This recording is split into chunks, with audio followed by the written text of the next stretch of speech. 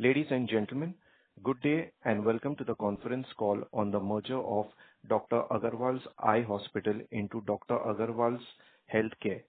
As a reminder, all participant lines will be in the listen-only mode, and there will be an opportunity for you to ask questions after the presentation concludes. Should you need assistance during the conference call, please signal an operator by pressing star, then 0 on your touchtone phone. Please note that this conference is being recorded. I would now like to hand the conference over to Ms. Asha Daria, Head of Investor Relations from Dr. Agarwal's Healthcare Limited. Over to you, Ms. Asha Daria. Thank you, Alaric. A very good morning, ladies and gentlemen. Thank you for joining us on this call. Today marks a significant milestone for Dr. Agarwal's group as we announce the proposed merger of Dr. Agarwal's Eye Hospital into Dr. Agarwal's Healthcare. From the management side, I would like to introduce the participants on today's call. Dr. Adil Agarwal, Chief Executive Officer, Mr. Yashwant Venkat, Chief Financial Officer, Mr. Thanikanagan, Company Secretary, Mr. Sunny Kothari, Head Financial Controller. We've also released a press release and investor presentation which are available on our website and on the stock exchanges. Before we begin, I would like to remind everyone that this call is being recorded and the transcript will be made available on our website afterwards. It's now my pleasure to hand over the call to Dr. Adil, our Chief Executive Officer, who will share his opening remarks. Dr. Adil, over to you. Thank you, Ashna. Good morning to all of you and a very warm welcome. Thank you for joining our conference call today. The merger of Agarwal Eye Hospital Limited into Agarwal's Healthcare Limited is an important strategic step in our group's journey and will drive both operational and financial efficiencies through streamlined functions and faster decision making. It will enable unified capital allocation, strengthen the balance sheet to support future growth, and provide a simplified legal, regulatory, and governance framework. This long-awaited move towards a simpler and more efficient group structure reinforces our commitment to creating long-term value for all our stakeholders. Achieving this milestone reflects focused effort and determination of our entire team. As we had promised, we remain fully committed to completing the merger at the earliest and unlocking the next phase of our growth journey. Now, to shed some light on the process followed, we adhere to the highest level of corporate governance standards for this merger. PwC Business Consulting Services LLP and Bansi S. Mehta Valuers LLP, the independent valuers, acted as the joint valuation advisors and have recommended a share swap ratio of 23 equity shares of AHCL for every 2 shares of Agarwal Eye Hospital Limited. The fairness opinion on the share exchange ratio recommended by the valuers has been provided by the SEBI registered Category 1 merchant bankers, Kotak Mahindra Capital Company, to AHCL, and by Motilal Oswal Investment Advisors to AEHL respectively. With that, I would now like to invite Mr. Yashwant Venkat, our Chief Financial Officer, to walk you through the specifics of the transaction details. Thank you, Dr. Adil. Let me split this transaction into 2 parts to make it easier for the understanding of all. We begin with the preferential allotment of AEHL shares to AHCL and then move on to the proposed merger. In relation to the preferential allotment, AHCL will acquire 1,32,827 equity shares of AEHL at a price of 5270 per share, amounting to a total investment of approximately 70 crores. The funds infused into AEHL will be utilized to finance its immediate fund requirements for the capex plans, specifically for the construction of the flagship facility at Cathedral Road. Post the preferential allotment, the total equity share capital of AEHL is expected to increase from 47 lakh shares to 48.3 lakh shares. Within this, the promoters' holding will rise from 71.9% to 72.7%. The number of shares held by public shareholders will remain unchanged at 13.2 lakh shares. However, their shareholding percentage will dilute from 28.1% to 27.3%. While preferential issue is announced simultaneously with the merger, it will not be subject to the completion of the merger and will get completed ahead of the merger. Key point to note here is There is no impact of the preferential issue on the eventual public shareholding in the merged entity. Now, moving on to the second part, the proposed merger of AEHL into AHCL through a scheme of amalgamation.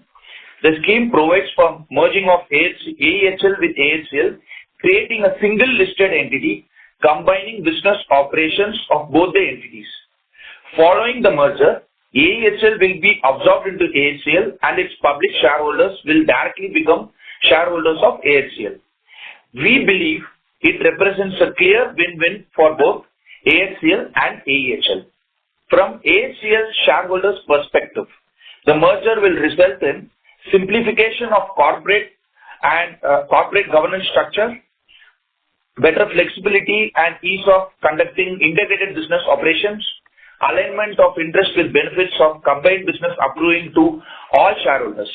From AEHL shareholders' perspective, the merger will provide participation in AHCL's high-growth pan-India story and access to a larger clinical talent pool, access to a larger cash pool for expansion and growth, ease of operations, and better utilization of combined business resources, being a part of the company with larger market cap. As mentioned previously by Dr. Adil, we have adhered to the highest levels of corporate governance standards for this merger. Several market-leading firms have helped us with due diligence across legal, financial, and tax diligence. Under this scheme, I reiterate, each shareholder of AHL will receive 23 equity shares of AHL for every 2 equity shares held in AHL as per the recommended swap ratio. The swap ratio implies a 15% premium for AHL over AHL's 10-day VWAP of INR 4554 per share. In terms of the post-merger shareholding of the combined entity, AHL public shareholders will hold 4.6% stake in the combined entity. AHL public shareholding will get diluted from 67.6% to 64.5%. Promoter and promoter group will hold close to 30.9% stake in the combined entity. Total share capital of the combined entity would be approximately 33.13 crores. Lastly, on indicative timeline and next steps, the implementation of the transaction is expected to take around 12 to 14 months, subject to requisite approvals. As we move forward, it is important to recognize the milestones that remain in completing this transformative merger. The process will involve obtaining key regulatory approvals, beginning with no objection letters from the stock exchanges and SEBI, followed by the approval from the NCLT. Shareholder and creditor meetings will play a critical role in the merger scheme.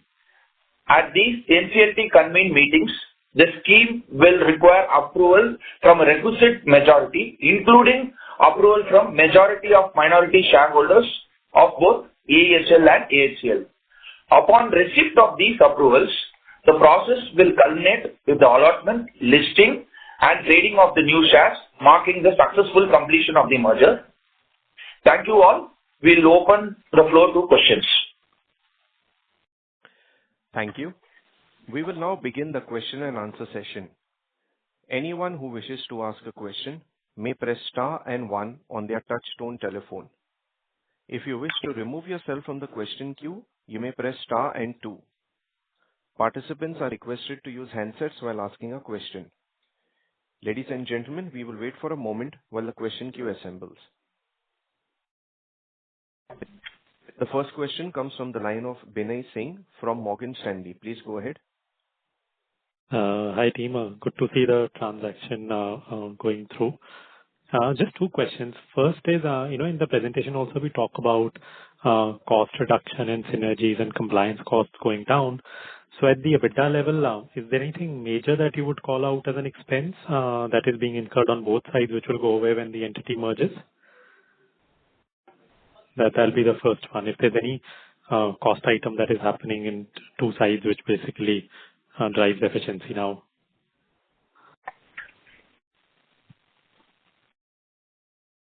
Yeah, Binay, thanks for the question. I will just request our CFO Yashwant to just answer what are the cost synergies we are going to get from this transaction.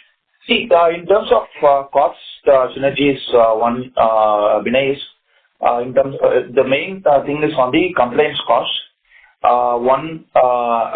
Currently we are having, since we have two companies, there are actually, in terms of the auditors, we have to have two separate auditors for both the companies. That is one major cost. Apart from that, in terms of cross charge across both the entities, there will also be a significant reduction in tax leakage from GST perspective too. Three is also we believe that there will be a little bit of optimization of resources once this becomes a combined entity. Also, other costs such as filing costs, etc., will also come down.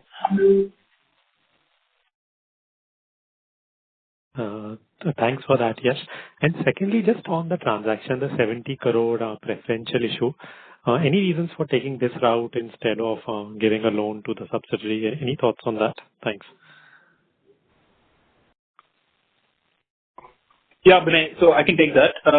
We believe that instead of us putting any more stress on the balance sheet at the AHL level, we felt that this will be a better route for us to do a preferential allotment. Since we have a good amount of cash reserves at the holding company level, we felt that the preferential allotment done at a fair valuation will make the most sense for us. Great. Thanks, team. Thank you. The next question comes from the line of Ankit Shah, an individual investor. Please go ahead. Hello. Please go ahead, Ankit. Hi, Ankit. Hello. Yes, I can hear you. Yeah, no, so I'm a shareholder of Dr. Agarwals Eye Hospital, and I've been a shareholder for the last 18 years. So, I'm joining this call more to understand why the merger ratio is so in favor of the holding company rather than the subsidiary company. And since I've been a shareholder for such a long time, what I can definitely vouch for is that the corporate governance levels are at the highest levels, right? Even for a very small company, which has been listed for the last 30 years, I think the corporate governance levels are very high. But I'm just upset that the merger ratio is in favor of the holding company, right? Because if I were to just do a basic analysis of FY25 revenues, right, and I adjust the revenues of the holding company for the minority interest of DAEHL, the ratio should be more towards 15 to 17 shares for each share held for the subsidiary company.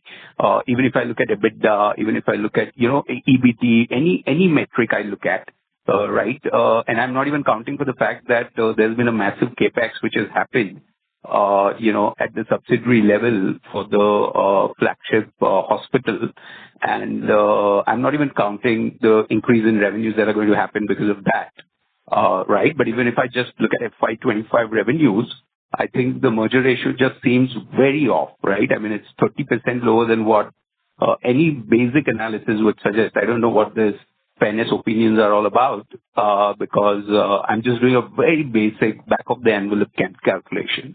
Thanks, if you can respond to that. Thanks, Ankit. Your points are noted. I will request our CFO to explain the rationale behind how we arrived at the share swap ratio. Hi, Ankit.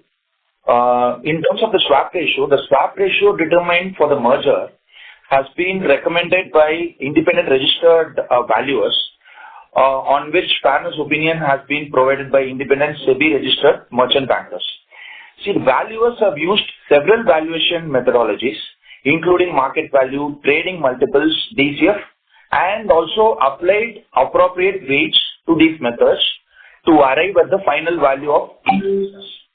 The valuation was based on latest available historical financials and outlook for the respective businesses as well. So, post that, the valuation reports and fairness opinions were placed before the audit committee and boards of the respective committee for their necessary consideration and approval to the transaction. We believe overall, we think it is a fair deal for the shareholders of both companies, as it provides them with an opportunity to participate in growth and value creation in the long run, Ankit. No, I definitely agree with both the parts where you're saying the process, which is actually a legal process, right, which you have sort of used in terms of getting a fairness opinion and all of that. But we all know how those fairness opinions work because, it's all like DCF is all based on assumptions because who knows the future, right, in terms of what the revenues and profits are going to be. So I don't know how that all, but I'm just saying that if I just look at today and take a very dispassionate perspective and just say that, the revenues of the subsidiary companies are roughly 25% of the holding company. I'm just doing a very basic analysis, right? And as I said before, right, I gave the context that I've been a shareholder for 18 years, and I think the management and founders have been fair in terms of the governance and everything. But this one just seems right so that's just my perspective now. I don't know if that sort of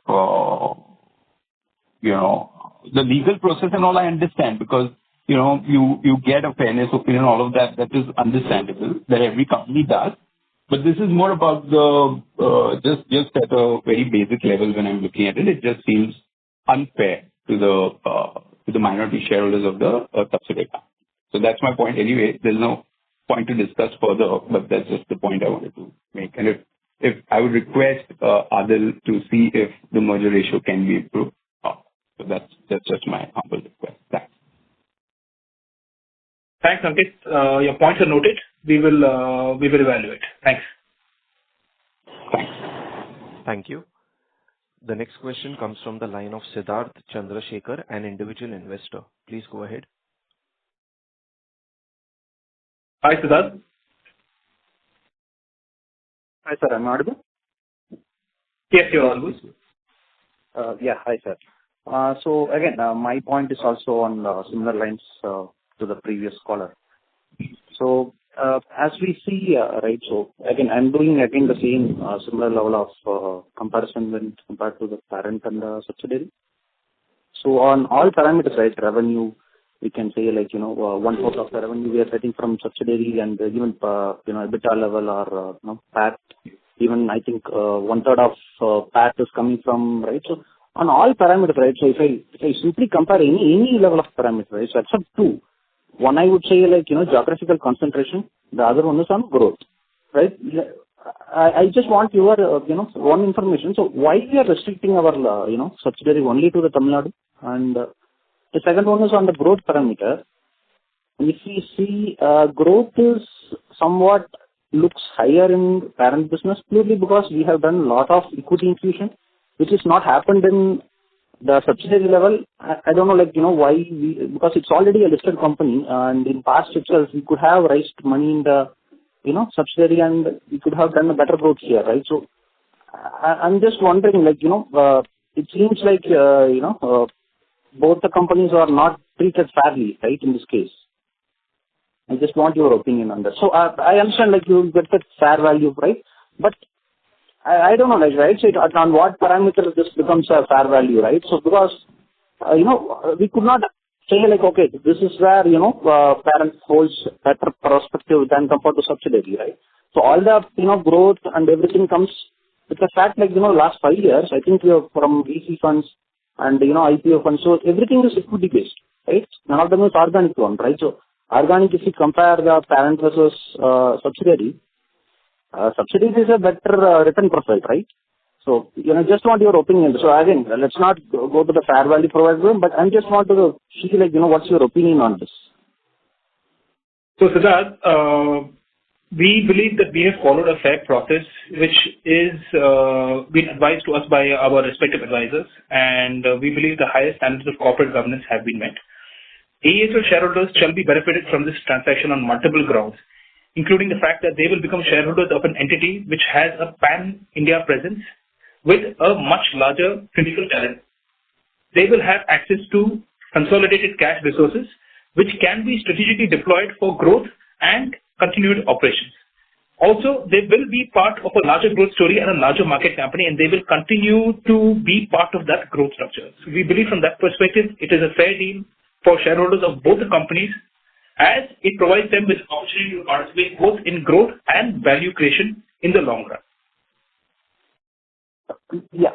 My question is why we haven't raised any funds in, subsidiary, right? Already enlisted one could have gone with the rights issue or, QIP or something like that, and it could have, increased growth here itself, right? And also, why we restricted subsidiary only to, now they are saying okay, parent is a pan-India, but who stopped it, right? So it's not like someone else stopped it, right? So both companies are under your management only, right? So you could have grown this on pan-India level basis, right?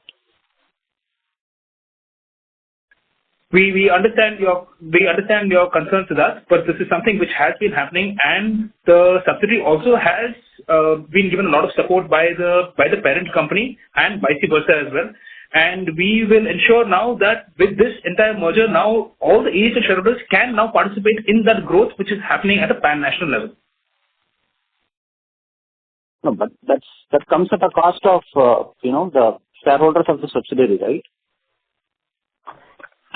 We have taken a fairness opinion from multiple sources to that, and we believe that whatever is being proposed right now is a fair deal, and both the boards have approved the matter. Okay. So, okay, I'm just voicing my, opinion here. I'm very displeased with the way this one.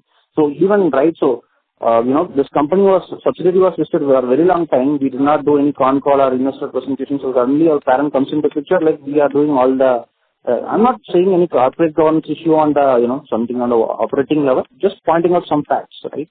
So somewhere, shareholders of subsidiary, who are very much in a, disadvantaged stage at this point. Yeah, that's all from us. We understand, Siddharth. We understand. Thank you. The next question comes from the line of Ananda Padmanabhan from PGIM India AMC. Please go ahead. Thank you for taking the question. Just wanted to understand the steps ahead. So in terms of shareholders' approval for the scheme for the merger, for Agarwal Eye Hospital, would it require majority of all the shareholders or the majority of the non-promoter shareholders? On the process, I will request our company secretary, Mr. Thanagayanathan, to just give you an update on what is the next requisite steps and the procedure. Yeah. Thank you, Doctor. On the process, yes, this requires a majority of minority approval at both AHL as well as at the AEHL level. As a process, first we will apply to the stock exchange and SEBI. Post getting their clearance, we will approach NCLT. Then NCLT will convene the shareholders and creditors meeting. At that point in time, we require the majority of minority approval at both the companies level. And what happens in case for AHEL, the minority shareholders do not approve the merger? Majority of the minority shareholders do not approve the merger. Then what's the next steps in that case? Then this is subject to an outcome from the NCLT. So we have to follow the NCLT process again. Okay. Thank you. That's all from my end. Thank you. Thank you. The next question comes from the line of Anuj Jain from Equi Capital. Please go ahead. Yeah, I'm Anil Jain from Equi Capital. I have been a shareholder since last 8-9 years. And in continuation with the previous participants, that since the Agarwal Group, Dr. Agarwal Group is being known for this very good corporate governance. But looking at this announcement yesterday, we were shocked that the merger ratio was completely in favor of parent company and completely ignoring the minority shareholders who are holding the shares since 30 years, since its listing in 95. So, and you can, the valuation can be like at any parameter, like revenue, EBITDA, PAT, at all levels. it completely looks in favor of holding company. So my humble request is now on behalf of all minority shareholders is that please relook into this swap ratio. That's all we can do now as a minority shareholder. It is completely unfair. I don't know what is this reasonable valuation by the category 1 merchant banker, this and that. So we just, as a minority shareholder, we can just request Dr. Adil and all the management and board of directors of the group to reconsider it. That's all from my side. Thank you, Anuj. Your point is noted. We just would like to reiterate the fact that the proposed transaction is being done at an arm's length. Independent valuation of equity shares of both the listed subsidiary AEHL and the holding company AHCL have been carried out jointly by PwC and Bansi Mehta, who are the valuers, and they have recommended the share exchange ratio under the scheme. The fairness opinion also was provided by a SEBI-registered Category 1 merchant banker, which is Kotak Mahindra Capital for AHCL, and similarly Motilal Oswal Investment Advisors to AEHL. These valuers have used internationally accepted valuation methodologies, which include market value approach, a comparable companies approach, and a DCF approach. It's not just one metric which was used. 3 different valuation approaches were used to arrive at a fair valuation for both entities based on which a share swap ratio was announced. Right? We are happy at some point to speak with the AHL shareholder separately to explain how the valuation was arrived at, and you will appreciate the fact that it was done in a very scientific methodology. Further, for the market price method, the valuers have factored in the prices for an appropriate period in the past to avoid any impact of any current volatility. Valuation reports and fairness opinions were placed before the audit committees and the boards of both the respective companies for their necessary consideration and approval. So if you believe we are, running a very company which has high on corporate governance, you'll appreciate the fact that we have very respected boards on both entities. Overall, again, I reiterate, we think it's a fair deal for the shareholders, but we understand some of the concerns of the minority shareholders at the AHL level. We respect you and we value you, and we will try to do our best. Thank you once again. Yeah, just in continuation, we definitely agree with the fact that this group is definitely known for corporate governance since last 30 years. It's listing.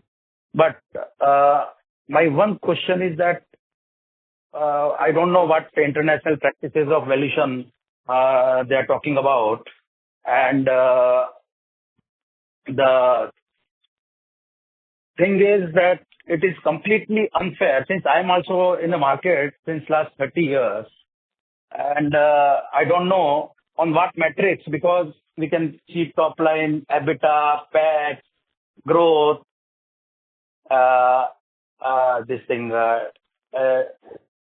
net worth, debt equity, on all parameters. It looks completely unfair.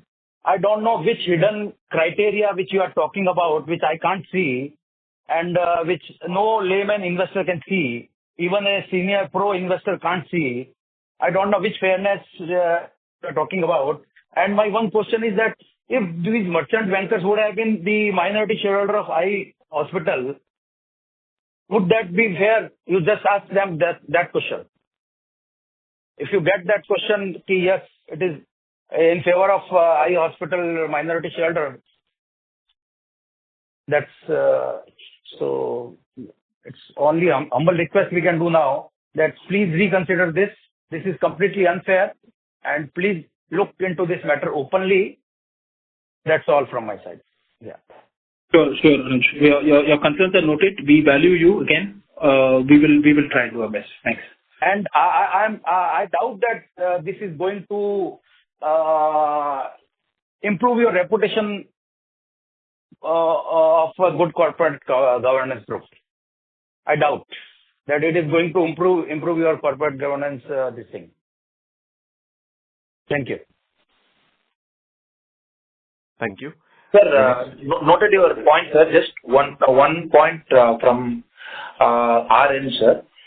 See, as far as the premium paid to AHL shareholders is concerned, when you when you take the 10-day VWAP, 10-day volume weighted average price as on August 22, 2025 is concerned, the premium to the 10-day VWAP is close to about 15%. The 10-day VWAP is 4554. So in terms of the 10-day VWAP, the premium itself is close to about 15%, sir. Okay. Thank you. Thank you. The next question comes from the line of Varun Hiremat, an individual investor. Please go ahead. Yeah. Hi, Adil. Hi, Varun. Hi. So I think, as you can tell from the previous questions that have been raised, people are quite displeased with the ratio, right? And so I think, ultimately these things boil down to a vote, and obviously no one can predict how that pans out, but I just feel that, any opinions have been voiced, and, there's a reason the holdco trades at such a higher valuation, and even when the IPO was done, it came at such a high valuation, and look at where other hospitals are trading in the market. The subsidiary is trading at a discount, and obviously somewhere it was felt that something like this might happen, which is why I think there was a sharp fall in the price of the subsidiary post the listing. So, I don't know exactly what the thesis was when deciding this ratio, but I think at the very least it would be great if you can organize a call separately for the subsidiary shareholders where you can be a little more transparent about the valuation methodologies which were utilized. And, if truly that is the case, and, it would be great if we could be educated on that so we can understand how to process this. So, Varun, your point is absolutely fair. We are more than happy to meet with our AHL minority shareholders offline and discuss this in detail. We can find a proper time, and we can take you all through the details. You will all understand it's a fair and a very, very transparent process, and we're more than happy to discuss this with you in person. Yeah, I think so. Please I'll email in about that. Please just set that up for us. I'm sure there'll be a lot of people who are interested, so we'll appreciate that. We'll do that. Thanks, Varun. Thanks for that decision. Thank you. The next question comes from the line of Ankur Shah from Quasar Capital. Please go ahead. Yeah, hi, thanks. So, interestingly, just sharing one perspective, again, we are very small minority shareholders in the AEHL entity. And, interestingly, the management has, seen both the sides in the last 1 year where they were selling shareholders while doing an IPO. This is just another perspective, adding to the perspectives which already previous participants have already mentioned. And in last 1 year, and even this is a question to the valuation teams of PwC and Bansi Mehta, that in last 1 year, when the management is a selling shareholder, the valuation is, like if EV/EBITDA has to be taken, then 25x plus. Even the deals are happening, like HCG deal, Rainbow Tide, all the single specialty guys, they trade at 25 plus. With this brand name, same management team, everything same, interestingly, it is like from all angles, it's a very unfair deal. And secondly, on the fairness of opinion, I would like to, mention a conflict of interest that your BRLM managers have of the AHL entity have provided the fairness of opinion. So again, within 1 year, the AHL company has given a large check of fee to both of these companies who have provided fairness of opinion. So I would actually, point out a conflict of interest over there. So yeah, otherwise I think rest of the points are already very well mentioned. And yes, I think organizing a call to understand any, more scientific logic than what, my education serves me, because, we are also CAs, we understand We have worked in transaction advisory departments on how valuations are done. So, we would like to understand how this scientific valuation does work. Thank you so much. Thanks, Ankur. Your concerns are noted. I think doing a separate call offline will definitely help you all understand and assuage some of your concerns which you're having around on the valuation opinion. Absolutely. Thank you. Thanks. The next question comes from the line of Viraj Shah from PGIM. Please go ahead. Hi, just one question from my side. Can you please let me know if the merger is happening via special resolution or normal resolution? I'll just request my company secretary to answer that. Yeah. So for this merger, yes, we require the special resolution. We have to pass a special resolution at both the company levels, AHL as well as AHL, from a company tax perspective. Also from SEBI perspective, we need to get the majority of minority approval as well. Okay. Thank you. Thank you. Thank you. Ladies and gentlemen, that was the last question for today. I would now like to hand the conference over to Dr. Adil Agarwal for the closing remarks. Okay, thank you everyone. Thank you for taking the time and thank you for all the support. Thanks. Bye. Thank you. On behalf of Dr. Agarwals Healthcare Limited, that concludes this conference. Thank you for joining us. You may now disconnect your lines. If you found this video helpful, please like, share and subscribe to Concall India for latest upcoming Concall.